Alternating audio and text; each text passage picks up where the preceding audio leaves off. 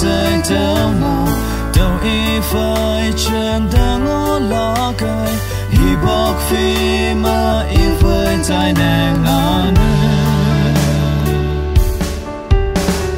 nàng ngờ tô man yang thơm yang kỳ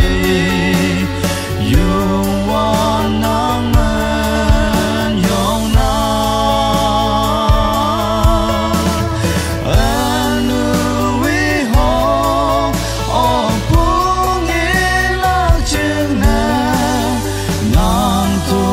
man phải ngó